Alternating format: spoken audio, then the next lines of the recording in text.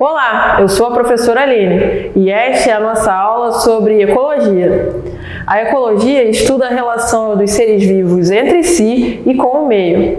E nesta aula aprenderemos sobre as relações ecológicas que os seres vivos desenvolvem entre si, o ciclo de moléculas como o oxigênio e o carbono na natureza e como o homem pode interferir no meio ambiente. Vamos lá?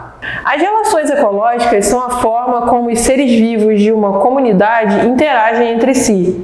Elas podem ser harmônicas, quando trazem vantagem a um dos seres envolvidos, sem causar prejuízo ao outro, ou desarmônicas, quando trazem desvantagens para alguns dos seres participantes.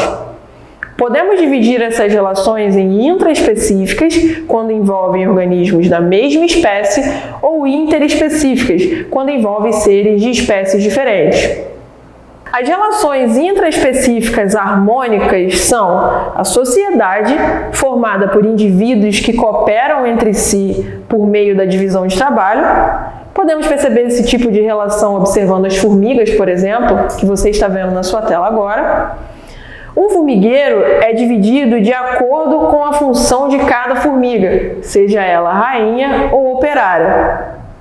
Outro tipo de relação é a colônia, uma associação anatômica entre indivíduos que podem desempenhar funções específicas, como as caravelas. As relações desarmônicas intraespecíficas são o canibalismo, que ocorre quando um ser se alimenta de outro da mesma espécie.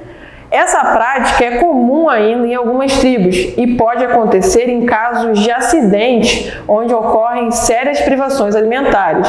Há vários relatos e reportagens que contam sobre sobreviventes de acidentes aéreos que tiveram que se alimentar de partes do corpo de outros passageiros que não sobreviveram à queda, para que não morressem de fome. Parece cruel, não é mesmo? Mas faz parte do instinto de sobrevivência, o maior instinto que um ser vivo pode ter. E a competição, que ocorre quando organismos competem por recursos como território, alimento ou uma vaga na universidade, por exemplo. As relações interespecíficas harmônicas são o mutualismo, na qual dois organismos estabelecem uma relação vantajosa, porém obrigatória, de modo que, caso eles se separem, não sobrevivem. Um exemplo é os líquens, uma associação entre fungos e algas.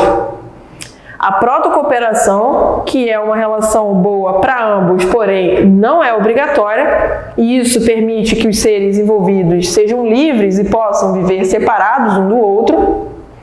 O inquilinismo, no qual o indivíduo mora no outro, sem prejudicá-lo. No caso das plantas, que utilizam outras como suporte, sem retirar os nutrientes, nós chamamos de epifitismo. As orquídeas, por exemplo, são plantas epífitas. E o comensalismo, que ocorre quando um organismo se alimenta dos restos alimentares de outro.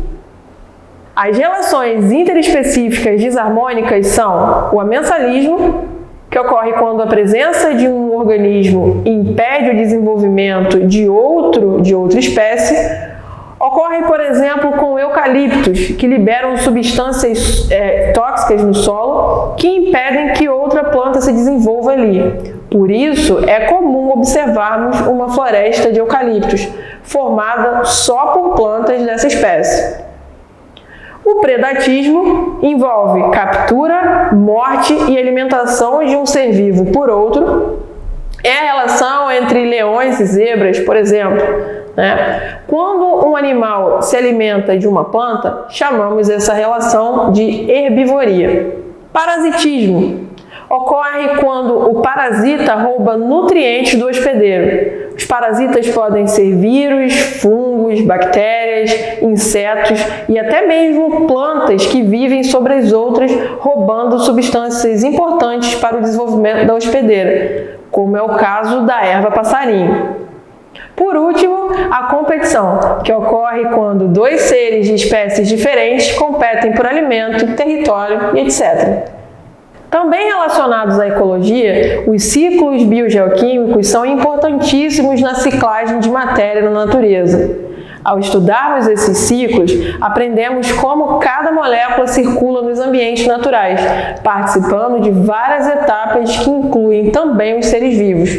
Aqui falaremos sobre os ciclos da água, do carbono, do oxigênio e do nitrogênio, mas será muito brevemente, porque o nosso tempo é curto. O ciclo da água mostra como a água circula pelo ambiente. Ela pode estar na forma de chuva, nos lençóis freáticos, nos rios, mares e oceanos, em forma de vapor de água, quando evapora, e condensada, formando as nuvens. O ciclo do carbono mostra como os processos metabólicos são importantes para a ciclagem dessa molécula. Enquanto a respiração joga gás carbônico para a atmosfera, as plantas captam esse gás para o processo fotossintético, equilibrando sua concentração. Além da respiração, o processo de queima de combustíveis pelos carros e pelas indústrias também libera carbono para a atmosfera. Ainda, com a decomposição dos organismos após a sua morte e depois de milhares de anos no solo, o carbono pode ajudar a formar combustíveis fósseis, como o petróleo. O ciclo do oxigênio também mostra a participação dos processos metabólicos. Enquanto a fotossíntese das plantas ou das algas libera oxigênio para a atmosfera, a respiração consome esse gás. O oxigênio também passa por reações na atmosfera, formando o ozônio, que forma a famosa camada de ozônio, que protege o planeta das radiações ultravioletas. Por último, o ciclo do nitrogênio. Este é o mais complexo de todos os ciclos, porque poucos são os seres que conseguem captar nitrogênio direto da atmosfera. Então, etapas importantes para a utilização dessa molécula ocorrem no solo, a partir da participação de organismos quimiosintetizantes, que promovem as reações de nitrificação, amonização e fixação de nitrogênio.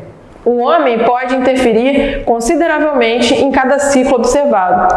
Com a liberação de poluentes, por exemplo, pode prejudicar a ciclagem da água. Você lembra dos acidentes de Mariana e Brumadinho, onde toneladas de dejetos de mineração foram lançados nos rios da região, contaminando até o oceano?